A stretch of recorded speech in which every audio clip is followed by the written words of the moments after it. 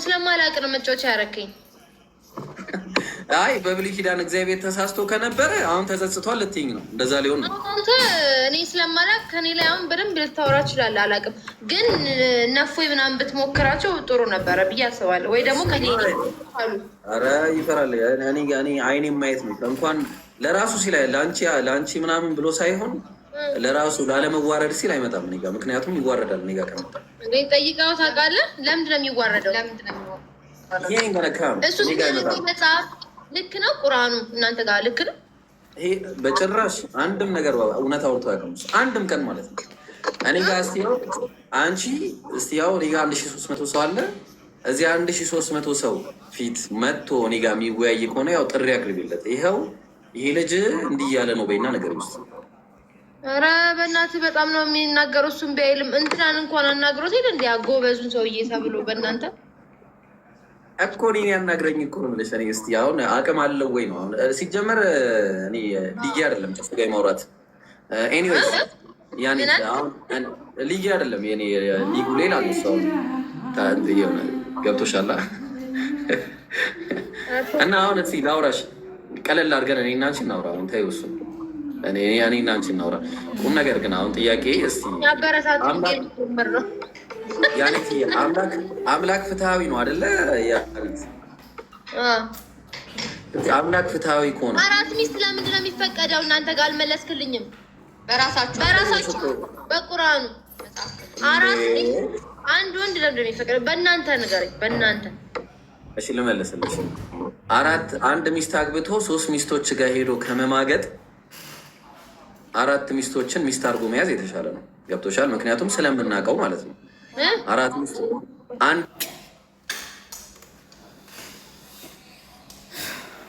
ሴት 3 ውሽማዎችን ከመያዝ 4 ሚስት አግብቶ ካለው ነው አቅም ካለው አንድ ሰው 4 ሚስትን አግብቶ የማስተዳደር አቅም ካለው ለምሳሌ በቃ ቺቲንግ ነው ማርዬ። ኧረ ቺቲንግ እንዴት ይሆናል እንዴ?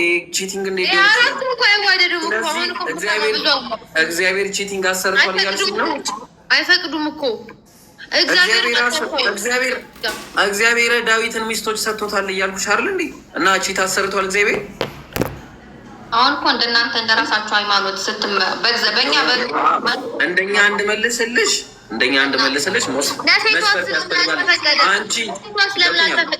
ለሴቷ ስለምን አልተፈቀደም? 4 እንድታጋባ እኮ ለእግዚአብሔር ለሴት ስለምን አልፈቀደም?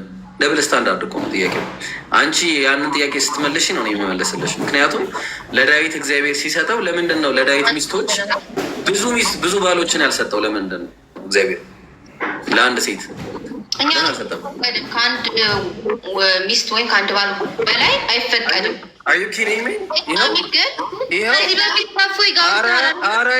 ይኸው የጌታን እግዚአብሔር የሰጠው ጋርታል አላወራም። ከዚህ በፊት አውርታል። ቆይ አንድ ጊዜ እባክሽ ያኔት አሁን የሌለ ሰው የሞተ ሰው አታንሺ እባክሽ። ኧረ አልሞተም። ሊሞትም አይችልም። አሁን ፖለቲካ ውስጥ አታስገባ። ለምንድን ነው የሚሞተው? የተረሳ ሰው ማለት ነው። እሺ የተረሳ የሞተ ማለት ነው። እሺ አሁን ምን አለ? ለምን ይረሳል?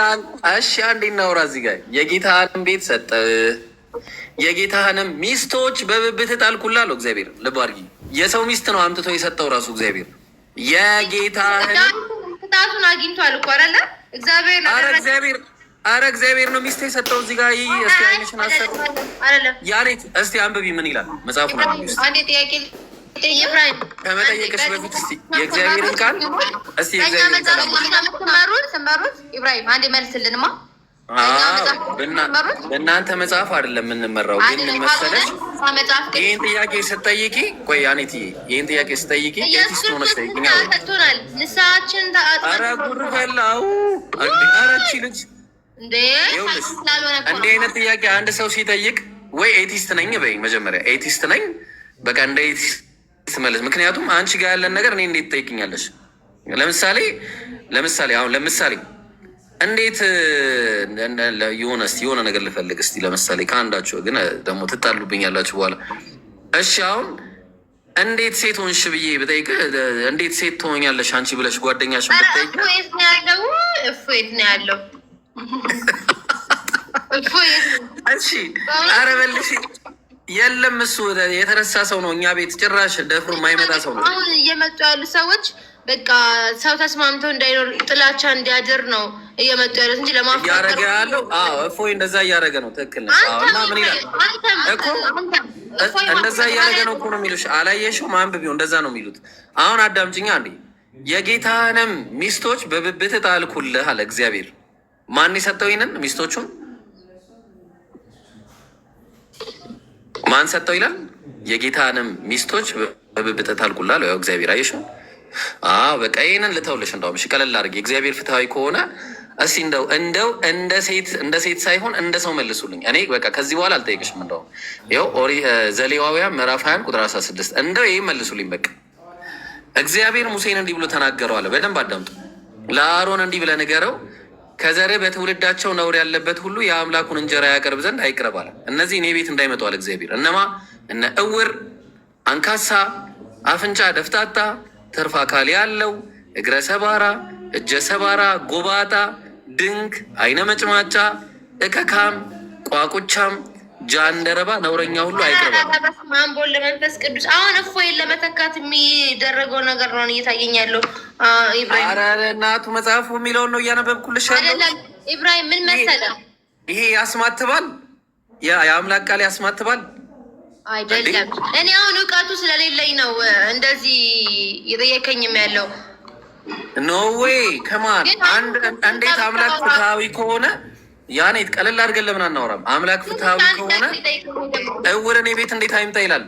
ዲስ ኢዝ ማይ ኩዌስችን። እሺ አንተ ያንተ አይልም። ኢየሱስ ክርስቶስ ለኛ ፍቅርን ያስተማረ ነው። አንድ በቃ ከሚችል ሰው ጋር አውራ። አንዴ ከሚችል ሰው ጋር አውራ።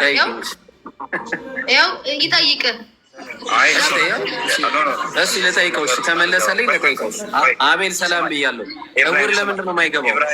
ኢብራሂም አዳምጠኛ። ጥያቄ የጠየቁ ነው አይደለ? አረ ቆይ ገና ገብቼ እንኳን ተሳትል ማረጋጋት ከፈለ ምንድን ነው ማን እንደሆንክ የት አውቃለሁ?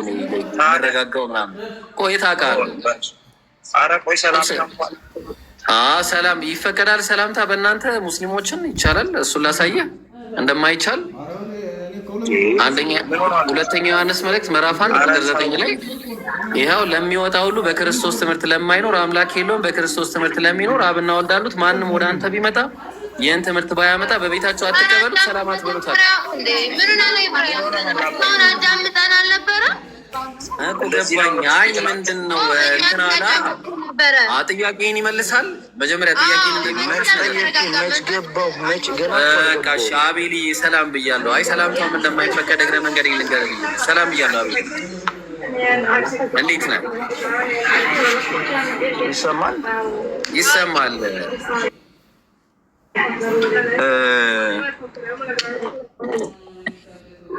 እሺ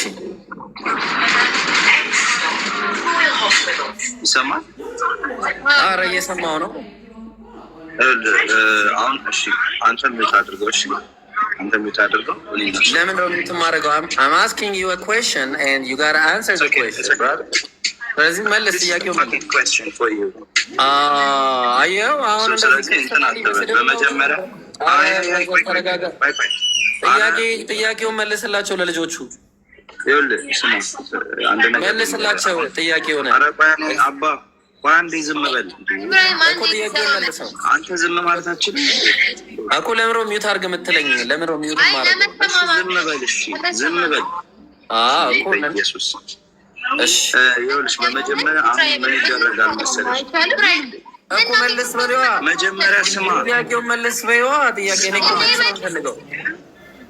ፊስቱ መጀመሪያ ስማ ምንድን ነው ታዲያ ስለ እንትን የሚያወራው?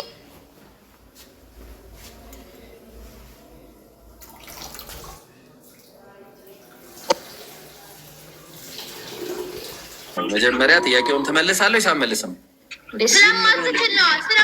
ዝም በል አልኩ። ትክክል ነሽ እኮ ያኔ እንደማልችል ይመልስና ልስማ ውስጥ ያንተንም እንስማ ኢብራሂም። እሺ ያው በቃ አሁን ኦርቶዶክስ ምናምን እንዳይል ቀጥታ ወደ መልሱ ይግባ። አንተ ምን አገባህና ነው? እኔ አንተም ራስህን እስልምና ብለህ ትገባለህ። ጥላቻ ነው እንደ የገባኸው አንተ ለምንድን ነው? ሲጀመር ይኸውልሽ አንድ ነገር ልንገርሽ። ይኸውልሽ ያም እንዲህ አይነት ሰዎች ክፉ ነው የሚያናገሩት እንጂ ምንም እንትን አለ። እኔ አሁን በቃ ምንም ፐርሰናል አታክ እንደዚህ ያደረገብኝ ፐርሰናል አታክ አቁምና መልስ ፐርሰናል አይደለም። እና ታዲያ ስለ እኔ ፐርሰናል አታክ ምንድን ነው? ፐርሰናል የምታደርገው ዝም በል የበታችነት ስሜት ይሰማል እንዴ? እኔ እንኳን የበታችነት ስሜት የሚሰማው ፐርሰናል አታክ የሚያደርግ ሰው ነው። ስለዚህ ወደ መልሱ ግባ። እንዳንተ አይነት ሌሎች ሙስሊሞችን እያሰደበ ነው ያለው። እኔ አሁን ስለ ነቢዩ መሐመድ እንደዚህ አይደብርም? በቃ መልስ የለም። በቃ ያው ክርስትና መልስ እንደሌለው አይተናል። እናመሰግናለን። ያኔትዬ መልካም ጊዜ ይሆንልሽ። እሺ አችልም ጀንቆሮ ሲያስጠላ ወጣ ፈርቶ ወጣ ውስጥ የገባሽ ይኸውልሽ፣ እንደዚህ አይነት ሰዎች ምን አይነት ሰዎች መሰለሽ? አንደኛ ማንነት የላቸውም፣ ፊታቸው መልካቸው አይታይም። አንቺ ጋር በሚነገሩ ነገሮች አንቺ ላይ ነው መጥፎ ነገር የሚያስደርጉት። ገባሽ አይደል? እንዲህ አይነት ሰዎች ማንነት የላቸውም፣ ከየትም እንደመጡ አይታወቅም። አሁን እንደዚህ አሁን በእፎይ ልክ ብንናገር እነሱ ራሳቸውን ያስቀመጡበት ቦታ